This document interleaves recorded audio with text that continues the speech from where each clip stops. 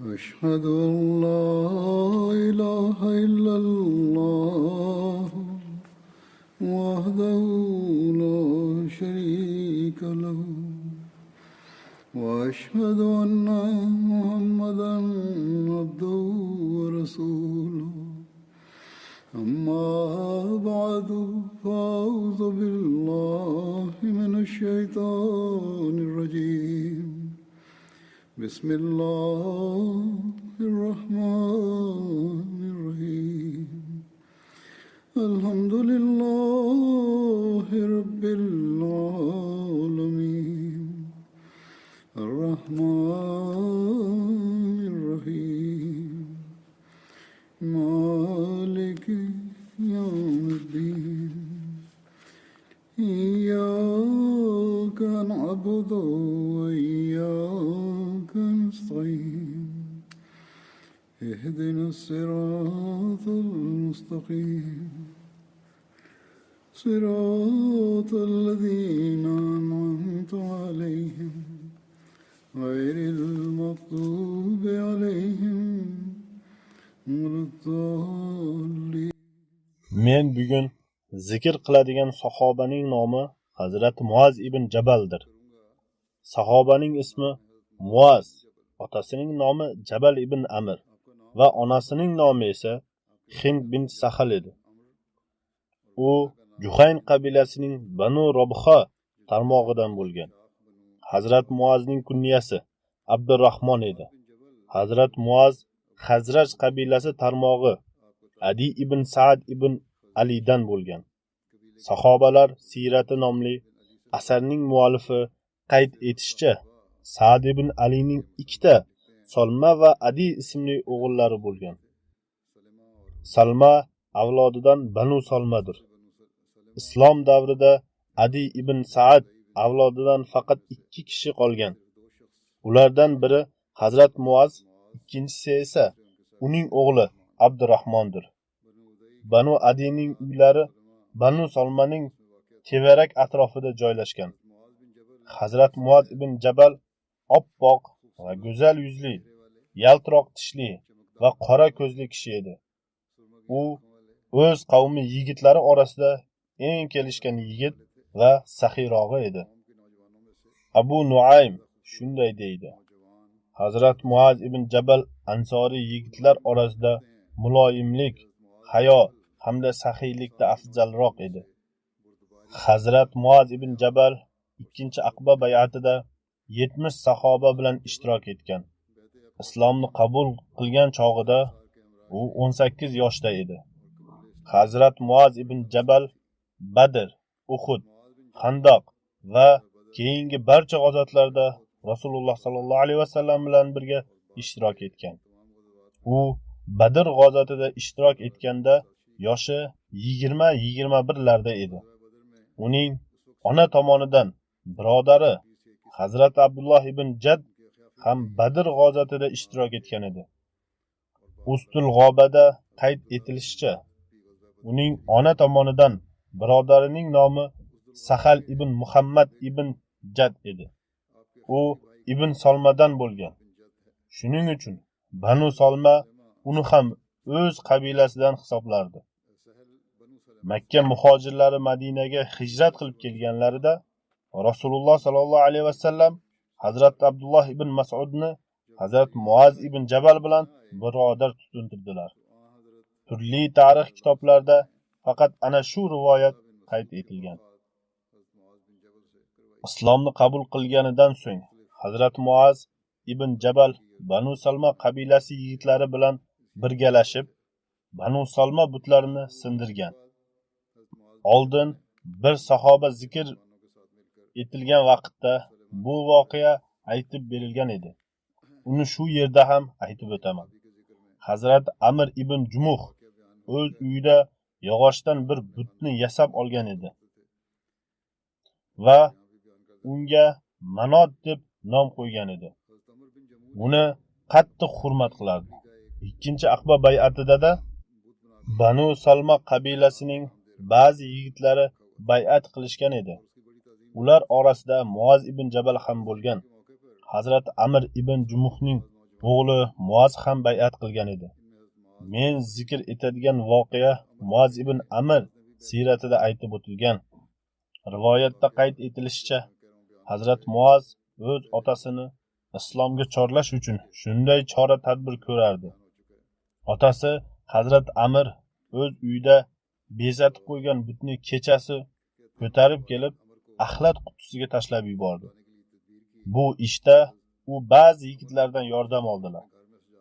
Bu yigitlar orasida Hazrat Muaz ibn Jabal ham bo'lgan. Amr ibn Jumuh butni qidirib qaydan olib keldi. Yana g'azablanib shunday deydi: mening butum bilan kim bunday muomala qilganini bilib olganimda uni qattiq jazolardim. Keyingi kuni o'g'li yana otasining buti bilan oldingidek muomala qildi. Otasi butni yana bir chuqurroqdan topdi. Nihoyat bir kuni Amr ibn Jumuh o'z butini yaxshilab tozalab va bezatib o'z qilichini yoniga osib qo'ydi. Yana butga shunday dedi: men bilmayman sen bilan kim bunday muomala qilmoqda. Biroq endi men qilichni yoniga qo'ymoqdaman. Sen o'zingni qo'riqlaysan. Keyingi kuni qarasa, buti yana yo'q edi. Qidirganida axlat ombori ustida o'lik it bilan bog'langanini ko'rdi. Amr bu ahvolni ko'rib o'ylana boshladiki, qaysi butni men o'zimga xudo qilib olgan bo'lsam, u qilich yonida bo'lishiga qaramay, o'zini qo'riqlashga ham kuchi yetmasa, u meni qandoq himoya qiladi? Chunonchi u butga qarab shunday dedi: agar sen haqqoniy xudo bo'lganingda edi, itning bo'yniga bunday ilinmagan bo'lardi. Qisqasi, bu narsa uni islomga rag'batlantirguvchi va islomni qabul qilishga turtki bo'ldi. Hazrat Muaz ibn Jabalning Rasululloh sallallohu alayhi vasallamga nisbatan muhabbati hamda ixlos va vafosi shu narsadan ham ayon bo'ladi. Uhud g'azotatidan so'ng Rasululloh sallallohu alayhi vasallam Madinaga qaytib kelganlarida ko'chalardan matom va yig'i ovozlari kelayotgan edi. O'zi sallallohu alayhi vasallam bu nima deb so'raganlarida odamlar bular ansoriy ayollari bo'lib o'z shahidlari uchun yig'lamoqdalar deyishdi. O'zi sallallohu alayhi vasallam Hamza uchun biron yig'laydigan kishi bormi deb aytib, u zot ham Hamza uchun mag'firat duosini qildilar. Hazrat Sa'd ibn Muaz, Hazrat Sa'd ibn Uboda, Hazrat Muaz ibn Jabal va Hazrat Abdulloh ibn Ravha buni eshitib o'z mahallalariga bordilar. Madinalik yig'lovchi va matom tutadigan ayollarni jamlab, birontangiz ham Nabiy sallallohu alayhi vasallamning amakilari uchun yig'lamaguningcha ansoriy shahidlari uchun yig'lamaysizlar dedilar. Zero O'zi sallallohu alayhi vasallam Madinada Hamza uchun yig'lovchi hech kim yo'q deb aytgan edilar. Hazrat Muaz shu qadar Rasululloh sallallohu alayhi vasallamni yaxshi ko'radi. Aslida yig'lash va aza tutish man etilgan. Biroq Rasululloh sallallohu alayhi vasallam odamlarning tuyg'ularini ko'rib, qisqa vaqtga aza tutishga ruxsat berganlar. Yana o'zlari ham koshki Hamza uchun odamlar o'z hissiyotlarini bildirsalar edi, dedilar. Qisqasi, dod, voy solish islomda umuman man etilgan. Rasululloh sallallohu alayhi vasallam o'zlari ham man etganlar. Makka fathidan so'ng Rasululloh sallallohu alayhi vasallam Hunaynga tashrif buyurdilar. Hunayn Makkaning shimoliy sharqida Toifga yaqin bir vodiydir. Rasululloh sallallohu alayhi vasallam Hazrat Muazni Makkada qoldirdilar, toki u kishi Makka aholisiga din o'rgatsin va Qur'onni o'rgatsin. Hazrat Muaz ibn Jabal Tabuk g'azotida ishtirok etgan. Rasululloh sallallohu alayhi vasallam Madinada qolib ketgan. Hazrat Ka'b ibn Malik haqida so'raganlarida Banu Salmaning bir kishisi Rasululloh sallallohu alayhi vasallam huzurlarida Hazrat Ka'b ibn Malikni yomonladi. Shunda Hazrat Muaz ibn Jabal u kishiga tanbih berib, "Ya Rasululloh, biz undan faqat yaxshilikni ko'rganmiz, hech bir yomonlik ko'rmaganmiz", dedi. Hazrat Muoz shunday yuqori axloqqa ega inson edi. Birovning yo'qligida uni yomonlamaslik lozimdir. Hazrat Qatodan rivoyat qilib deydi: "Men Hazrat Anasning shunday deganini eshitganman. Rasululloh sallallohu alayhi vasallam davrlarida 4 kishi Hazrat Muoz ibn Jabal, Hazrat Ubay ibn Ka'b, Hazrat Zayd ibn Sobit va Hazrat Ansasning amakisi Hazrat Abu Zayd Qur'onni Karimni jamlagan edilar. Ularning barchasi ansoriy bo'lgan. Hazrat Abdulloh ibn Amrdan rivoyat qilinadi: Men Rasululloh sallallohu alayhi vasallamning Qur'oni Karimni 4 kishidan Ibn Mas'ud, Abu Huzayfa, ozodlikka chiqargan qul Abu Salim Ubay ibn Ka'b va Muoz ibn Jabaldan o'rganinglar deganlarini eshitganman. Bu rivoyat Buxoriyda qayd etilgan. Ikkinchi xalifa roziyallohu anhu shunday deydilar. Bu rivoyat Hazrat Ubay ibn Ka'bning zikrida ham yoritilgan. Payg'ambarimiz sollallohu alayhi vasallam Qur'onni Karimni o'rgatadigan bir guruhni tayinladilar. Ular Payg'ambarimiz sollallohu alayhi vasallamdan Qur'onni yodlab olib, so'ngra boshqa kishilarga o'rgatardilar. Bular eng kuchli ustozlar edi. Ularning ishi Qur'oni Karimni Rasululloh sollallohu alayhi vasallamdan o'rganib, boshqa odamlarga o'rgatish edi. Ularning qo'l ostida yana boshqa ko'p sahobalar bor edi. Ular odamlarga Qur'on o'rgatadiganlar. Bu katta ustozlarning nomlari quyidagicha: Abdulloh ibn Mas'ud, Solim Mavlo Abi Huzayfa, Muoz ibn Jabal va Ubay ibn Ka'b. Bulardan dastlabki 2 kishi muhojir bo'lib, qolgan ikkisi ansoridir. Kasb jihatidan Abdulloh ibn Mas'ud mardikor edi. Solim esa ozodlikka chiqarilgan qul edi. Muoz ibn Jabal hamda Ubay ibn Ka'b Madina sardorlaridan edilar. Ya'ni boshqacha aytganda, Payg'ambarimiz sollallohu alayhi vasallam barcha guruhni nazarda tutgan holda ustozlarni tayinlagan edilar. Hadisda rivoyat qilishicha, Payg'ambarimiz sollallohu alayhi vasallam deydilar: "Xudul Qur'ana min arba'ata min Abdulloh ibn Mas'ud va Salim va Muoz ibn Jabal va Abi ibn Ka'b." Ya'ni kimlar Qur'on o'qimoqchi bo'lsalar, ular 4 kishidan Abdulloh ibn Mas'ud, Salim, Muoz ibn Jabal va Ubay ibn Ka'bdan o'rgansinlar. Hazrati Muslim Ma'ud roziyallohu anhu davom etib yozadilar: Bu 4 kishi to'liq Qur'onni Payg'ambarimiz sollallohu alayhi vasallamdan o'rgangan yoki u zot sollallohu alayhi vasallam huzurlarida o'qib berib, tuzatib olgan kishilar edi. Biroq ulardan tashqari ham ko'pgina sahobalar Payg'ambarimiz sollallohu alayhi vasallamdan bevosita Qur'onning ba'zi qismlarini o'rganib turardilar. Chunonchi bir rivoyatga ko'ra, bir marta Hazrat Abdulloh ibn Mas'ud bir so'zni boshqacha tilovat qilganida Hazrat Umar roziyallohu anhu uni man etib, bunday o'qilmaslik kerak dedilar. Shunda Abdulloh ibn Mas'ud: "Menga Rasululloh sallallohu alayhi vasallam shunday o'rgatganlar", dedi. Hazrati Umar uning qo'lidan tutib Payg'ambarimiz sallallohu alayhi vasallam huzuriga olib bordilar. Rasululloh sallallohu alayhi vasallamga shunday dedilar: "Bu kishi noto'g'ri o'qiyapti."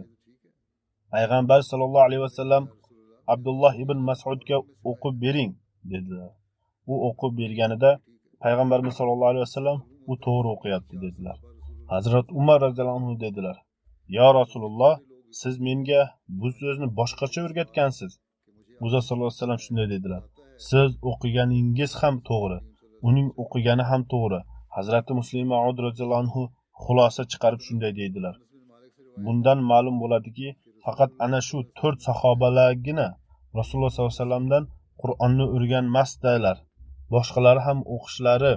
Chunonchi Hazrati Umarning siz menga shunday o'rgatgansiz degan savolidan ma'lum bo'ladiki, Hazrati Umar ham Payg'ambarimiz sollallohu alayhi vasallamdan Qur'onni o'rganardilar."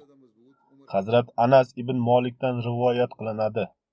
Rasululloh sallallohu alayhi va sallam shunday marhamat qiladilar: ummatlarim ichida ularga eng mehribonrog'i Abu Bakr, Allohning dinidan kuchlirog'i Umar, hayo qilishda komilrog'i Usmon, eng yaxshi qaror chiqaruvchi Ali ibn Abi Tolib, Alloh taoloning kitob Qur'onini eng yaxshi bilguvchi Ubay ibn Ka'b, halol va harom bo'yicha eng bilimlirog'i Muaz ibn Jabal va meros masalalarini eng yaxshi bilguvchi Zayd ibn Sobitdir. Har bir ummatning bir amini bo'ladi. Bu ummatning amini Ubayda ibn Jarrohdir. Bu rivoyat oldin ham taxminan mana shunday taqdim etilgan. Hazrat Abu Hurayradan rivoyat qilinadi. Rasululloh sallallohu alayhi vasallam Abu Bakr naqadar yaxshi insondir. Umar naqadar yaxshi insondir. Abu Ubayda ibn Jarroh naqadar yaxshi insondir. Usayd ibn Huzayr naqadar yaxshi insondir. Sobit ibn Qays ibn Shimos naqadar yaxshi insondir. Muaz ibn Jabal naqadar yaxshi insondir. Va Muaz ibn Amr ibn Jumuh naqadar yaxshi insonlardir, deya marhamat qildilar. Musnad Ahmad ibn Hanbal rivoyati. Hazrat Muaz ibn Jabaldan rivoyat qilinadi. Bir kuni Rasululloh sallallohu alayhi va sallam qo'limdan ushlab, "Ey Muaz, Allohga qasamki, seni yaxshi ko'raman" dedilar. Hazrat Muaz u zot sallallohu alayhi va sallamga: "Ya Rasululloh, ota-onam sizga fido bo'lsin, men ham sizni yaxshi ko'raman" dedi. Har namozingni so'ngida Allohumma a'inni ala zikrika va shukrika va husni ibadatika, ya'ni Allohim seni eslashga va senga shukr qilishga va senga go'zal ibodat qilishga yordam ber deyishni unutmagin dedilar. Yana Hazrat Muaz ibn Jabaldan rivoyat qilinadi. Rasululloh sallallohu alayhi vasallam: "Ey Muaz, men senga jannat eshiklaridan bittasi to'g'risida aytib beraymi?"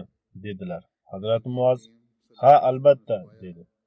Rasululloh sallallohu alayhi vasallam: "La havla va la quvvata illa billah" ni o'qib ol dedilar. Hazrat Muaz rivoyat qilib deydi: "Men Rasululloh sallallohu alayhi vasallamdan afzal iymon to'g'risida so'rasam, u zot sallallohu alayhi vasallam: afzal iymon shuki, sen Alloh taolo uchun muhabbat qil va Alloh taolo uchun nafrat qil.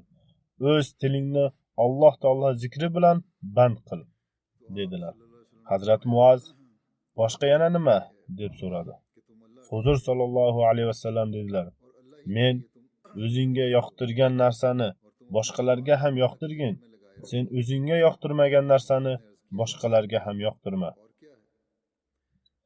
Hazrati Jabir ibn Abdullohdan rivoyat qilinadi. Hazrat Muaz roziyallohu anhu Nabiy sallallohu alayhi vasallam bilan birga namoz o'qirdi. Keyin borib qavmiga imom bo'lardi. Kechalarining birida Nabiy sallallohu alayhi vasallam bilan birga namoz o'qidi-da, keyin qavmiga kelib imom bo'ldi. Namozni Baqara surasi bilan boshladi. Bir kishi safdan chiqib salom berib o'zi yakka o'qidi. Atrofidagilar: "Ey falonchi, munofiq bo'lib qoldingmi?" deyishdi. Shunda u kishi: "Yo'q, Alloh nomiga qasam, men Rasululloh sallallohu alayhi vasallam huzuriga borib buning xabarini beraman" deb u zot sallallohu alayhi vasallamning huzurlariga bordi va shunday dedi: "Ey Allohning rasuli, bizlar ish ko'p kishilarimiz. Biz tuyalar orqali suv tashiymiz, odamlar uylariga suv tashiymiz. Kunduzlari ishlar bilan bo'lib charchaymiz. Muaz esa siz bilan birga xufton namozini o'qiydi-da, keyin kelib Baqara surasini qiroat qilgan holda bizga namoz o'qib beradi" dedi. Rasululloh sallallohu alayhi vasallam Muazga yuzlanib: "Ey Muaz, sen odamlarni sinovga solmoqdamisan?" dedilar. So'ngra Rasululloh sallallohu alayhi vasallam unga: "Bunday uzun sura o'qimasdan mana bunday va mana bunday suralarni o'qigin" dedilar. Jabirga va shamsi va zuho va layli iza yaghsha, Sabbihisma robbikal a'lani o'qigin deb aytdilar. Ya'ni Rasululloh sallallohu alayhi vasallam misol tariqasida 4 ta surani keltirdilar. Sahih Muslim rivoyati. Bu haqda Buxoriyda ham quyidagicha bir rivoyat qayd etilgan. Hazrati Jabir ibn Abdulloh naql qiladi. Qorong'u kecha edi. Muaz jamoatga imomlik qilib, xufton o'qiyotgan paytda bir kishi suv tashiydigan 2 tuyani yektaklab qoldi. Tuyalarni qo'yib Muazga iqtido qildi. Muaz Baqara surasini yoki Niso surasini zam qilib o'qiy boshlaganida boyagi kishi oradan chiqib ketdi. Muaz uning orqasidan yomonlab qoldi. Buni u kishiga yetkazishgan edi. Rasululloh sallallohu alayhi vasallamga borib shikoyat qildi. Shunda Rasululloh sallallohu alayhi vasallam Muazga: "Ey Muaz, sen odamlarni nega sinovga solasan?" deb 3 marta qaytardilar. Keyin Sabbihisma robbikal a'la va A'la surasi va Shamsi va Zuhaha Shams surasi hamda Vallayli ida yaghsha Layl surasini deb boshladiganda suralarni zam qilib o'qisang bo'lmaydimi? Axir sening orqangda keksa, zaif va hojatmand kishilar bor-ku, dedilar. Ikkinchi xalifa roziyallohu anhu namozda kichkina suralarni o'qish to'g'risida Hazrati Muhammad Rasululloh sallallohu alayhi vasallam Hazrati Muaz ibn Jabalga qilgan nasihatlarni zikr etib shunday dedilar. Rasululloh sallallohu alayhi vasallam Ala, Al-G'oshiya va Fajr surasilaridek suralarni farz namozlarda qiroat qilishni yoqtirardilar. Nisoiy Hazrati Jabbardan rivoyat naql etib deydi. Muaz ibn Jabal bir marta namozga imomlik qilayotgan edi. Bir kishi kelib namozga qo'shildi. Hazrati Muaz uzun suralarni qiroat qila boshladi.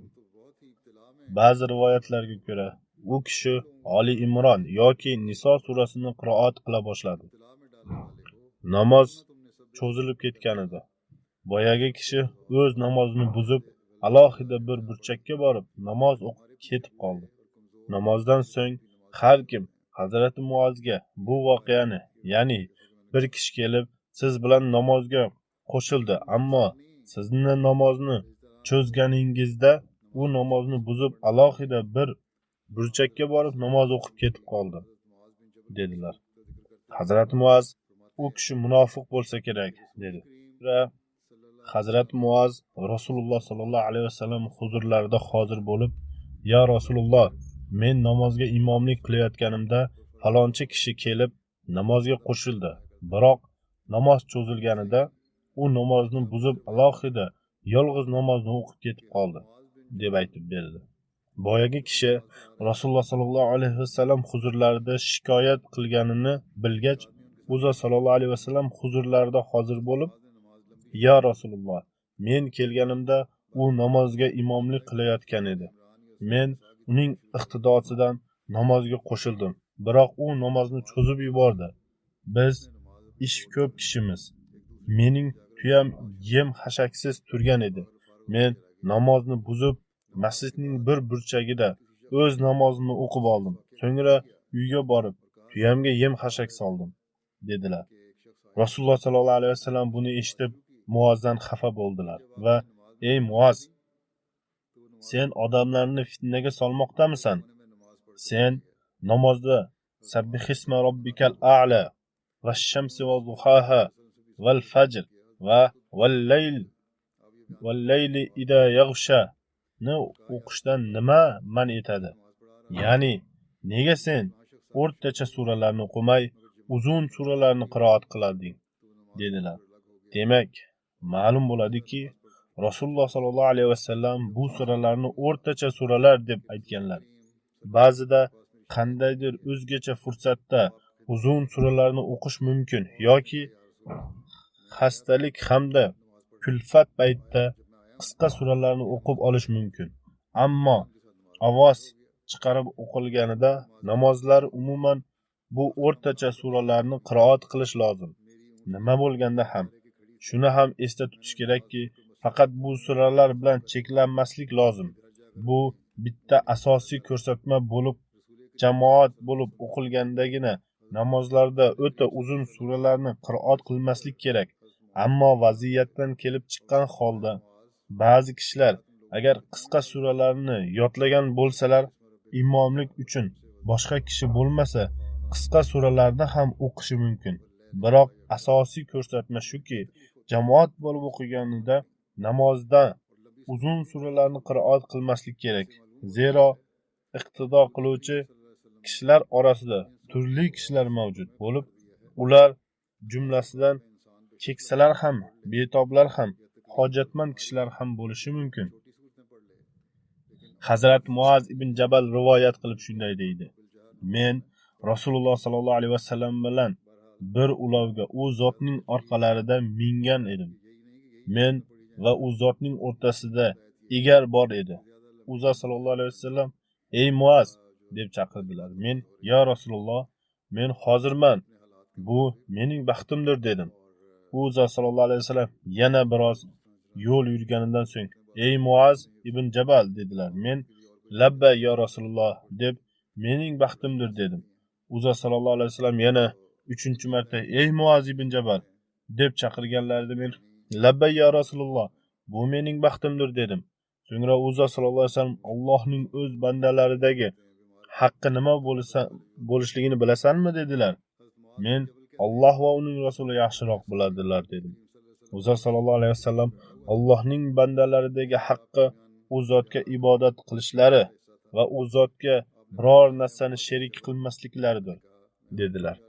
Yana biroz yo'l yurganidan so'ng u zot sallallohu alayhi vasallam yana: "Ey Muaz ibn Jabal" deb chaqirdilar. Men: "Labbay ya Rasululloh, bu mening baxtimdir" dedim. U zot sallallohu alayhi vasallam: "Bandalarning Allohdagi haqqilari nima bo'lishini bilasanmi?" dedi. Men: "Alloh va uning rasuli yaxshiroq biladi." U zot sallallohu alayhi vasallam: "Bandalarning Allohdagi haqqilari u zot ularni azoblamasliklaridir" dedilar. Hazrat Muaz ibn Jabal rivoyat qilib shunday deydi: Men bir safarda Rasululloh sallallohu alayhi vasallam bilan birga edim. Bir kuni men u zot sallallohu alayhi vasallam yaqinlarida yurayotib: "Ya Rasululloh, meni jannatga kiritib, do'zaxdan uzoqlashtiradigan amal haqida xabar bersangiz" dedim. Rasululloh sallallohu alayhi vasallam: "Juda katta narsa haqida so'rading, lekin u Alloh taolo oson qilgan kishilar uchun yengildir" dedilar.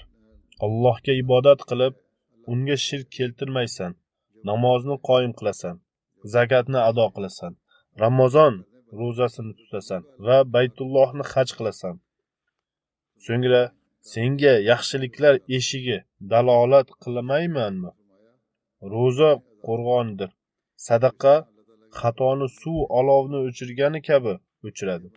Kishining zim-ziyo ko'chadagi kechasidagi namozni, ya'ni tahajjud dedilar. So'ngra tatajafa junubuhum anil mabaji'i yad'una rabbahum khawfan wa tama'an wa mimma razaqnahum yunfiqun fala ta'lamu nafsun ma ukhfiya lahum min qurrati a'yunin jazaa'an bima kanu ya'malun. Ularning yonboshlari to'shaklaridan yiroq bo'lib ketgandi va ular qo'rquv hamda umid holatida Parvardigorlarini nido qilib turgan bo'ladilar va biz ularga bergan narsalardan sarf qiladilar. Bas o'zlari qilgan amallarga mukofot sifatida ular uchun ko'zlari quvonchlar to'lib ketadigan ne mukofotlar tayyorlab qo'yilganini hech qanday jon bilmaydi.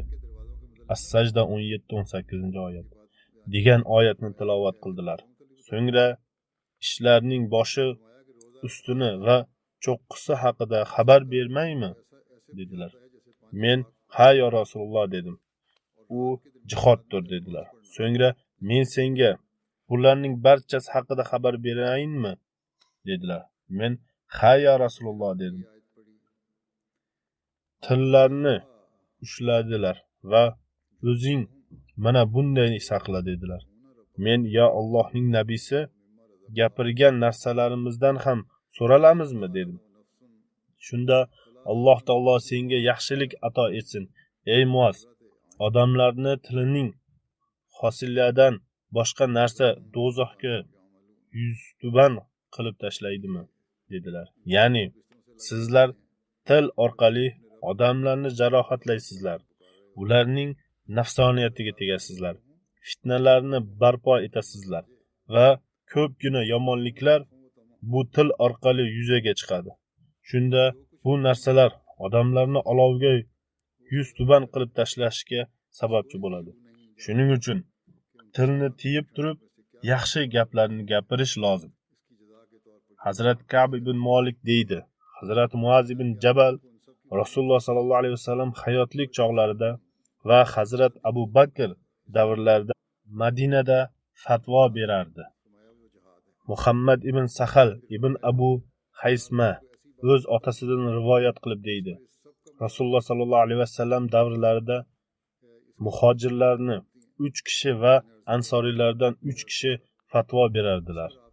Ular Hazrat Umar, Hazrat Usmon, Hazrat Ali, Hazrat Ubay ibn Ka'b, Hazrat Muaz ibn Jabal va Hazrat Zayd ibn Sobitlar edi.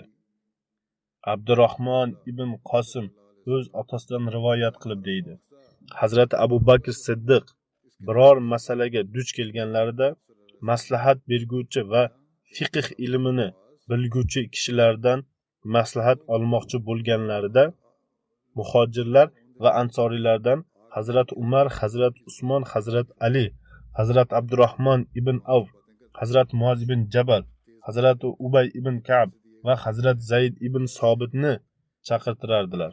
Ularning barchasi Hazrat Abu Bakr xalifalik davrlarida fatvo berardilar.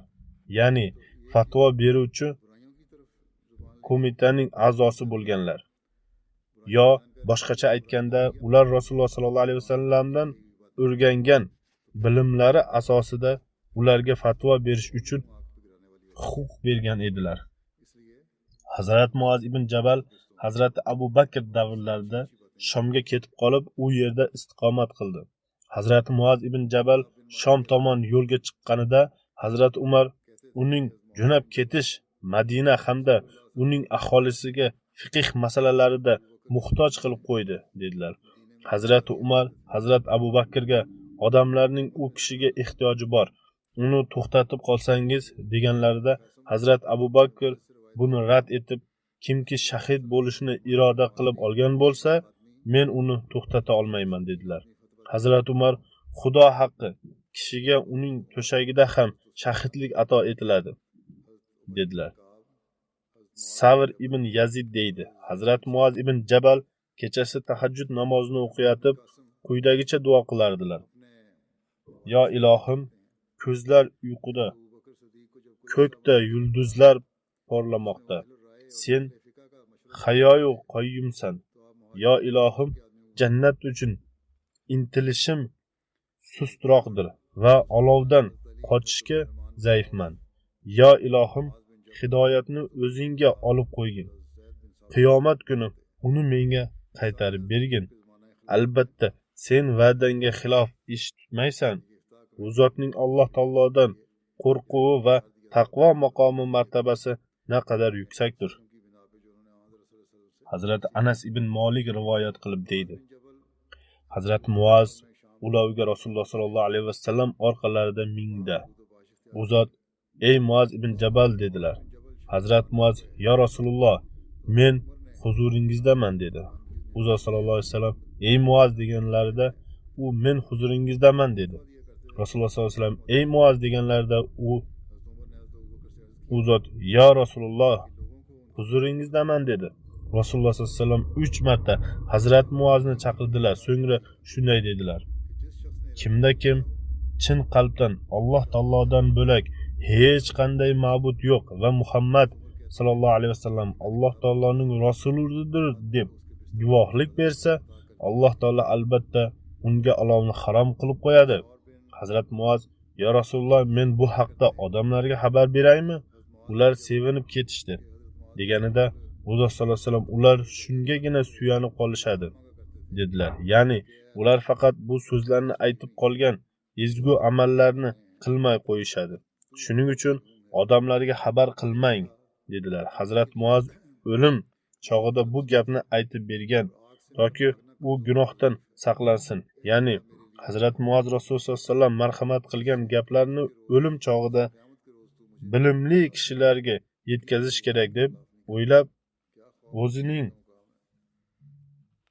sog'lom holatida hech kimga aytmagan. Hazrati Valiyulloh Shoh sohib Buxoriyga yozgan sharhida ba'zi hadislarni keltirib shunday qayd etgan. Bu yerda bir ilmiy gapni maxsus odamlar bilan cheklab qo'yilishligi zikr etilgan. Zero oddiy kishilar uning asl tushunchasiga yetmay ziyonda qolishadi.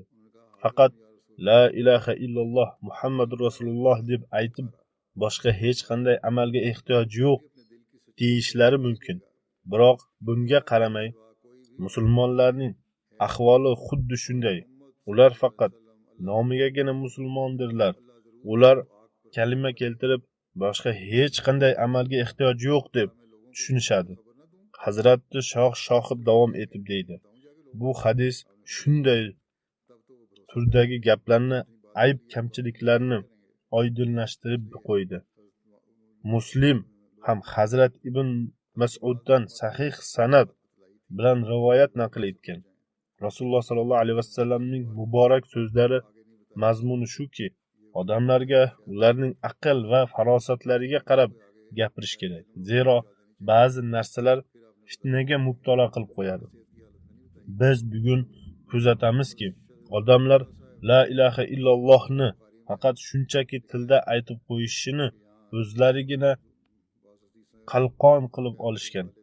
Ular shariatdagi qiyinchiliklardan odam bolasini ozod qilib, iymon guvohnomasini bermoqchi bo'ladilar va unga tegishli zarur narsalarni hech inobatga olmaydilar.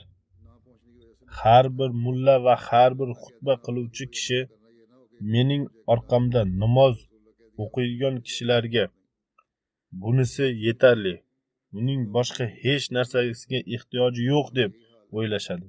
Hazrat Shoh sohib davom etib deydi. Faqat tildan iqror bo'ladigan ana shu mo'minlar mavjud bo'lganlarida Rasululloh sallallohu alayhi vasallam dedilar. O'sha payt iymon na qalblarda bo'ladi, na tilda bo'ladi, balki Surayyo yulduzida bo'ladi. Ya'ni kimda kim o'lgunga qadar shirkdan saqlanib tursa, u jannatga kiradi.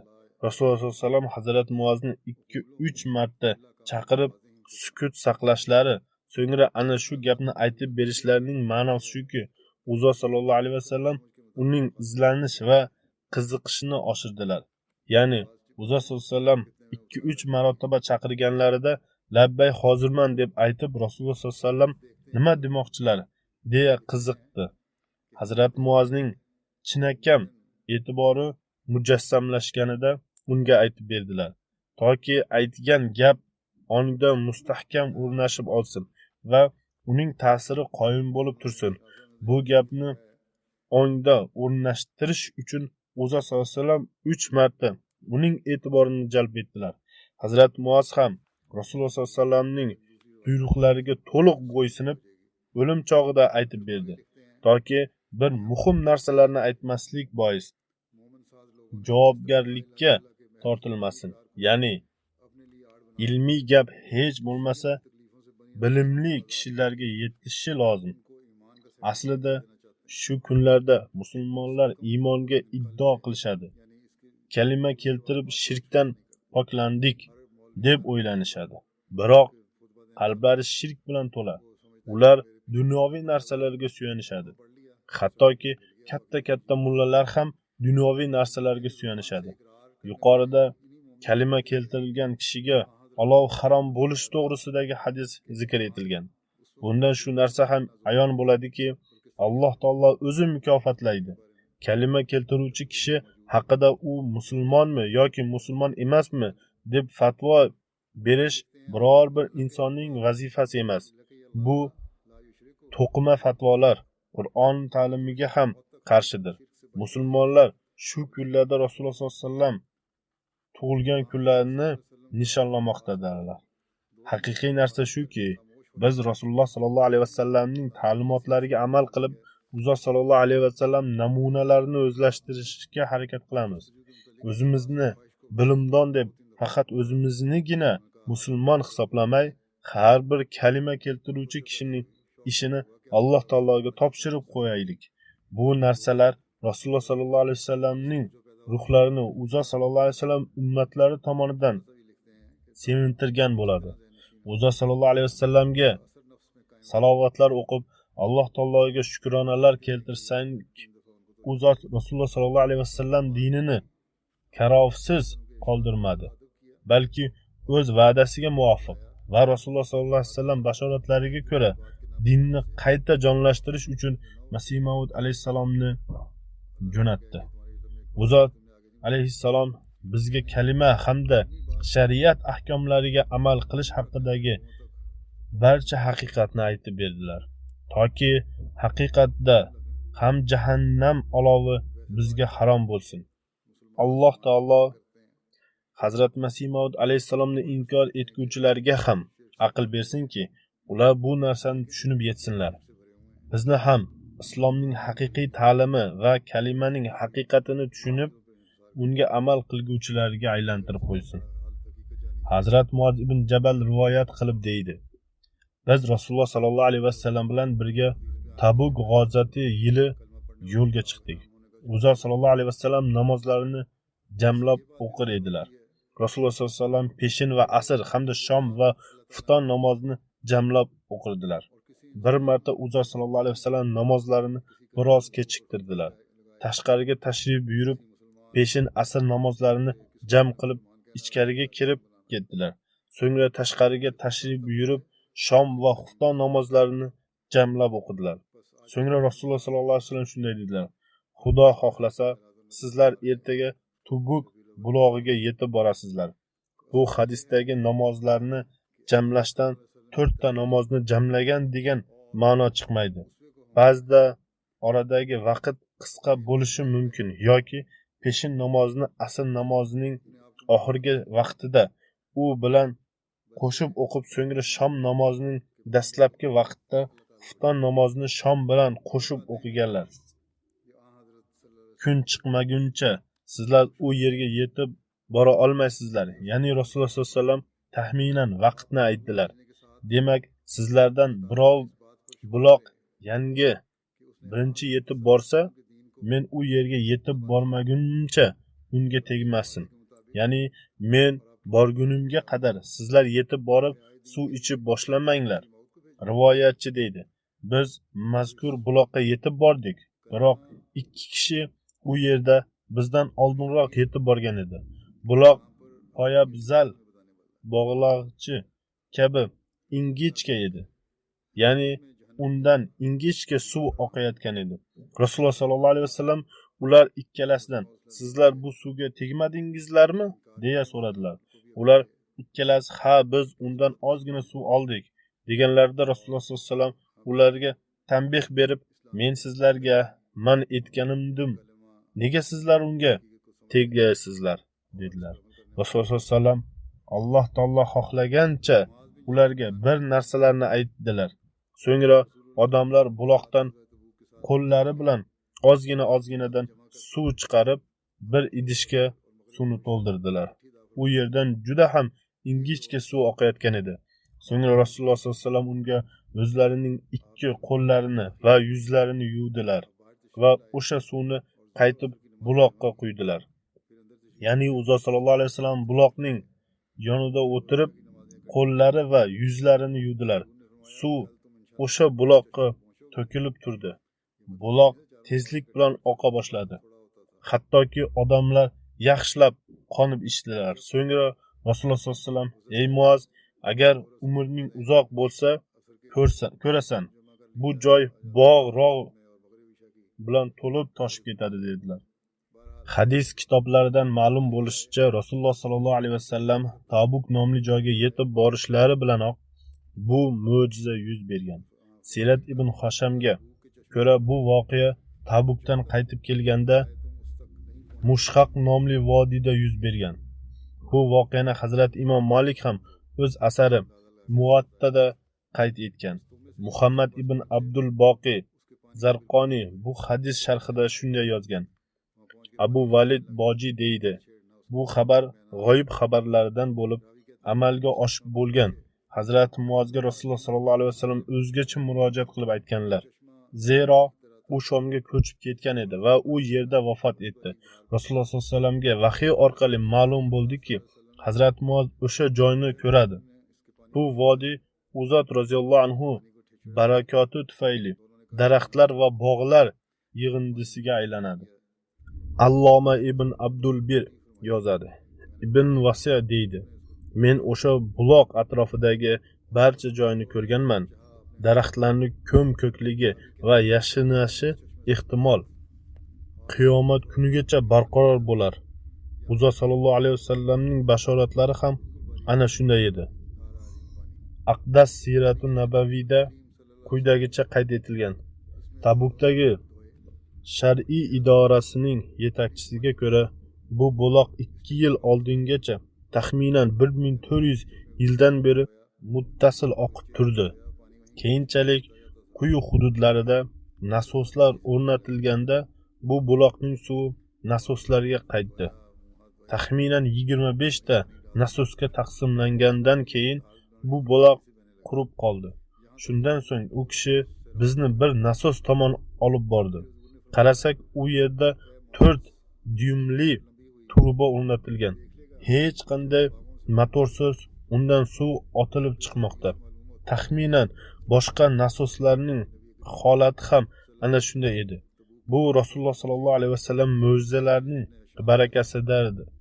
Tabukda bugun ham Madina hamda Xaybarda buloq biz hech qayerda shu qadar farovon suvni ko'rmadik. Balki haqiqat shuki, Tabuk suvi bu ikkala joydan ham ko'proqdir. Bundan foydalanib, hozir Tabukda har bir joyda bog'lar barpo etilmoqda.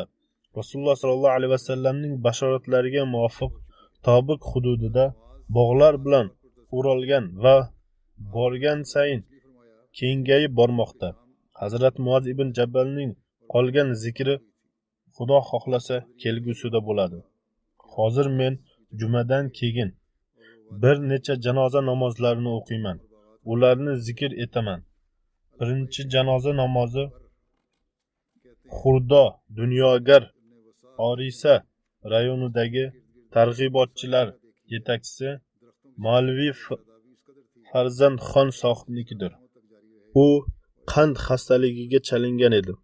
10-sentyabr kuni birdaniga tif hamda zotiljam kasalligiga bois shifoxonaga yetkazildi. U yerda Alloh taoloning rizosi bilan vafot etdi. Inna lillahi va inna ilayhi rojiun. Marhum vasiyat tizimiga kirgan edi. U o'z orqasida zavjasi Sakina begim bilan birga Fariha ismli bir qiz va Rayhon ismli o'g'ilni qoldirdi. Marhum jamoat ishlarida o'ta tirishqoq edi.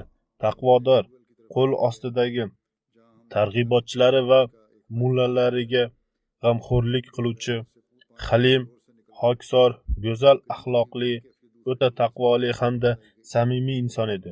1980-yili Qodiyondagi Jami Ahmadiyaga o'qishga kelib 88 yili tamomlab amaliyot maydoniga keldi.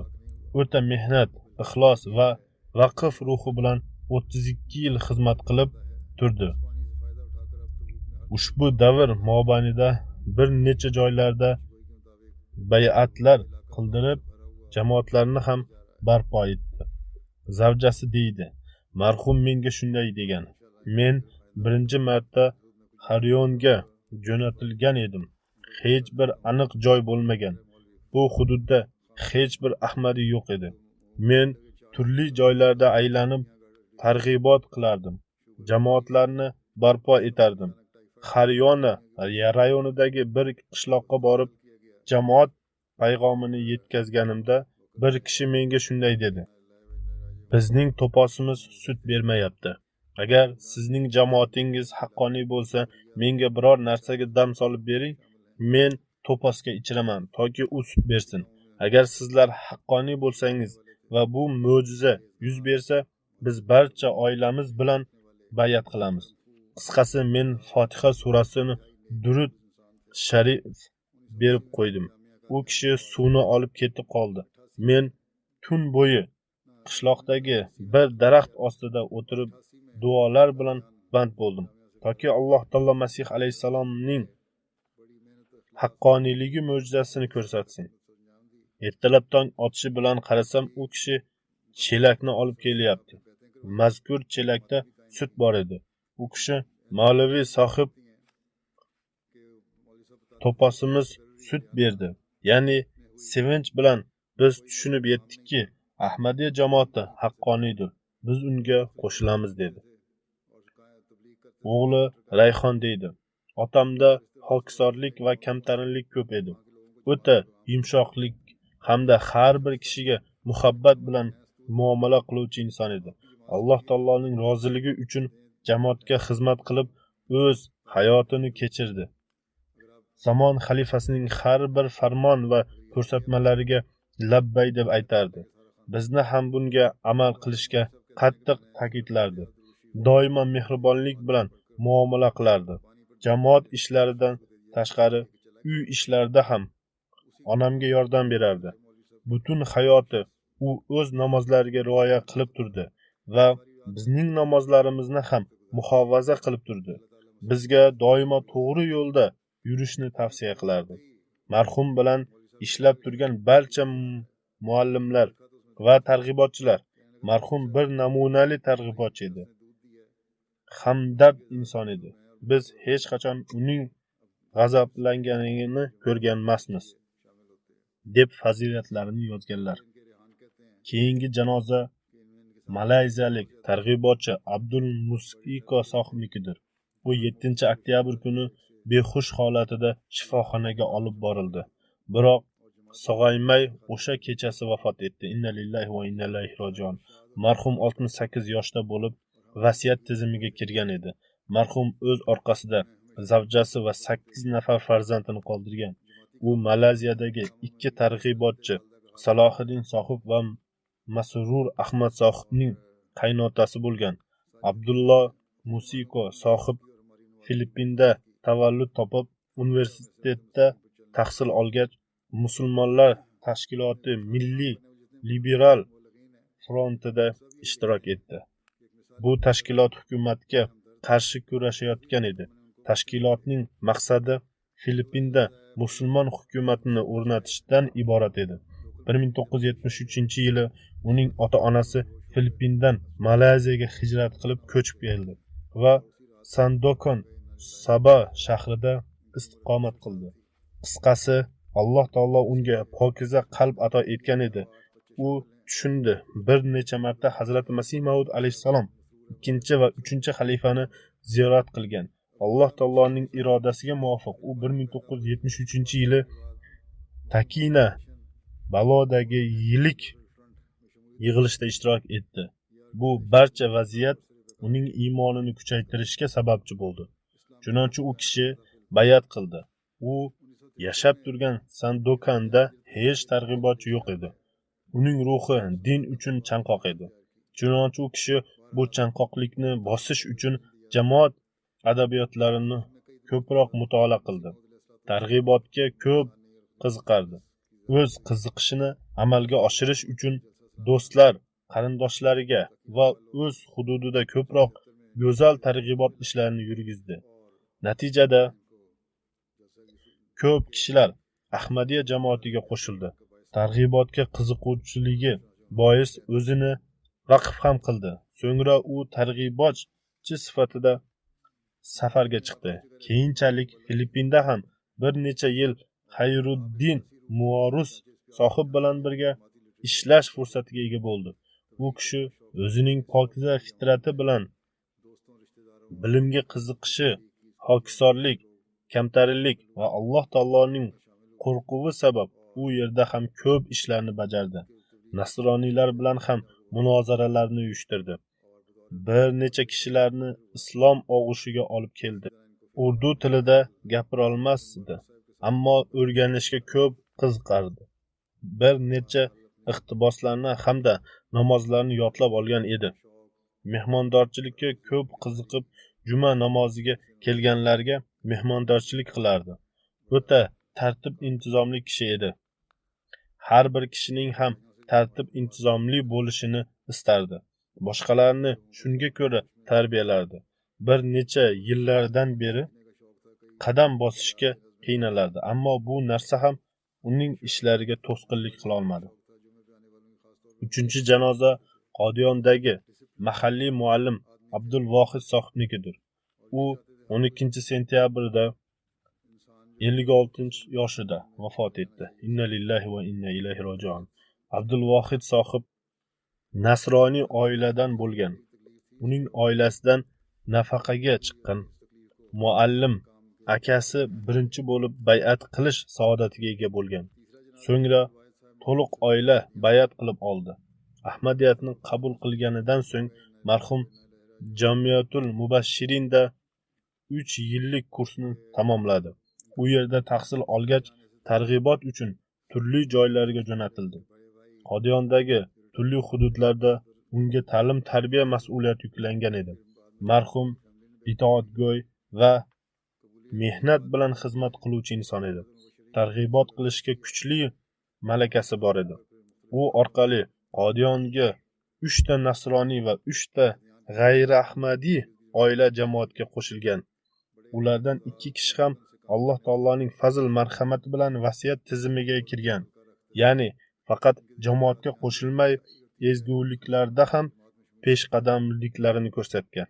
Marhum o'z orqasidan zavjasi bilan birga bir o'g'li, 2 qizi ortidan qoldirgan. Uning o'g'li joriy yil Jami Ahmadiyada o'qishni bitirib targ'ibotchi bo'ldi. Alloh taolo barcha marhumlarning darajalarini yuksaklantirib, ularga rahim qilib, mag'firat etsin. Farzandlariga ham ularning ezguliklarini davom ettirishga kuch-quvvat ato etsin. Alloh taolo farzandlarini ularga istaganidek tarbiyalarini ato etsin. Ular xilofatga yordamchi bo'lsinlar. Ularning ba'zi farzandlari o'z hayotlarini bag'ishlaganlar. Men aytib o'tganimdek, Alloh taolo rahim qilib, ularni mag'firat etsin. Juma namozidan so'ng, Xudo xohlasa, men ularning janoza namozlarini o'qiyman.